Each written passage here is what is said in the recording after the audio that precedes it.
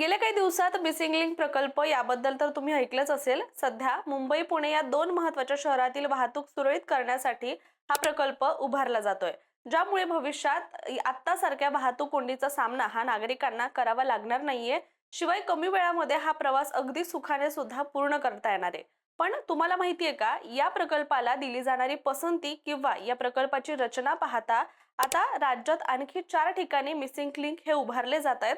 पण आता हा प्रकल्प नेमका कुठे राबवला जाणार, कोणत्या भागाला यामुळे फायदा होणार, हे सगळं आपण जाणून घेणार आहोत आणि याबद्दल अनेकांमध्ये आता उत्सुकता वाटू लागली आहे।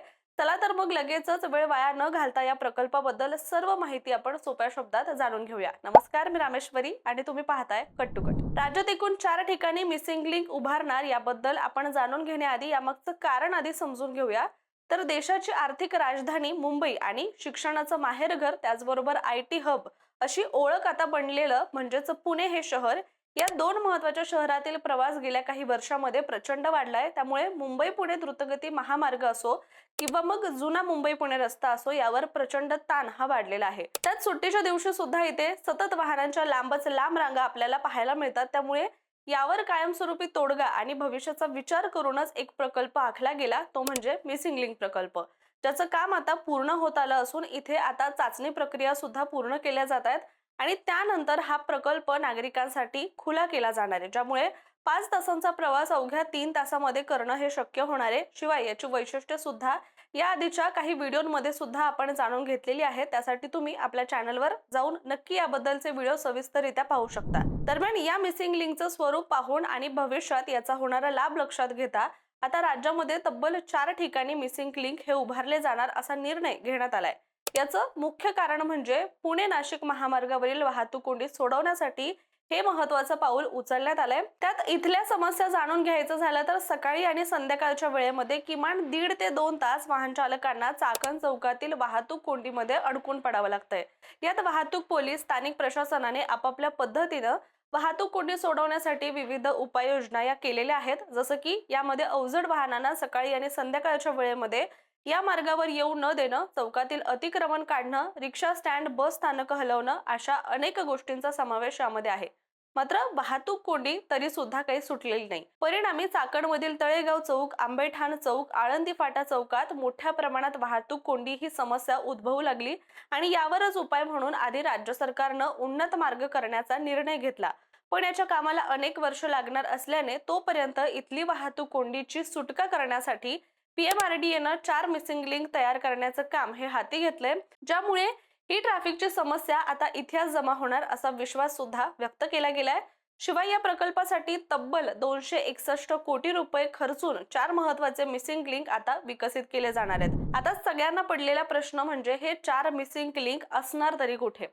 तर हिंगणे चौक ते चाकण MIDC टप्पा 3 फॉक्सवॅगन परिसर, खराबवाडीला जोडणारा रस्त्यादरम्यान 900 मीटर लांबीचा आणि 30 मीटर रुंदीचा रस्ता तयार केला जाणार आहे। तसंच नाणेकरवाडी येथील सॅनी कंपनीपासून राष्ट्रीय महामार्ग 60 वरील समृद्धी CNG पंपापर्यंत सुमारे 1.2 किलोमीटर लांबीचा आणि 15 मीटर रुंदीचा रस्ता हा उभारला जाणार आहे। याशिवाय मेदनकरवाडी येथील बंगला वस्ती चौक ते राष्ट्रीय महामार्ग 55 वरील रासे फाटा दरम्यान 2.5 किलोमीटर लांबीचा आणि 36 मीटर रुंदीचा मार्ग विकसित केला जाणार आहे। तसंच वेस्टर्न बायपास अंतर्गत पुणे नाशिक महामार्ग ते चाकण MIDC टप्पा 5 आणि तळेगाव MIDC ते जुन्या मुंबई पुणे महामार्गाला जोडणारा 850 मीटर लांबीचा आणि 60 मीटर रुंदीचा महत्त्वाचा रस्ता सुद्धा आता उभारण्यात येणार आहे। दरम्यान या सर्व मिसिंग लिंक मार्गांमुळे चाकण परिसरातील वाहतूक विविध दिशांना सुद्धा वळवता येणार असून मुख्य चौकांवरील जो ताण आहे तो मोठ्या प्रमाणात कमी होऊन कोंडी सुटण्यासाठी सुद्धा मदत होणार आहे।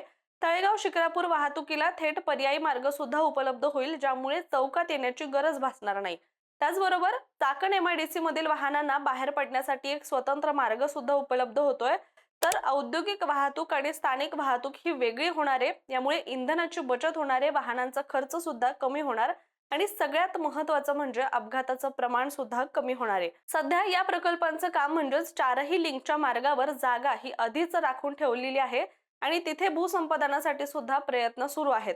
या मार्गामध्ये येणारी सर्व अनधिकृत बांधकामं सुद्धा काढण्यात येणार असून भूसंपादनाचं काम झाल्यानंतर साधारण 1 वर्षामध्ये मिसिंग लिंकचं काम पूर्ण करण्यात येणार असा दावा सुद्धा करण्यात आलाय. पण त्याआधी भूसंपादन प्रक्रियेनंतर साधारणतः वर्षभरामध्ये हे मिसिंग लिंक पूर्ण करण्यावर प्रशासनाचा भर असला पाहिजे आणि नियोजित वेळेत हा प्रकल्प पूर्ण केला तर मात्र फार काळ नागरिकांना वाहतूक कोंडीचा सामना सुद्धा करावा लागणार नाहीये. आणि एकूणच काय तर मुंबई पुण्यानंतर आता पुणे नाशिक हा प्रवास सुद्धा सुसाट होणार आहे. शिवाय या प्रकल्पामुळे रस्ते मार्गाने होणाऱ्या दळणवळणाला सुद्धा अधिकच महत्त्व प्राप्त होईल.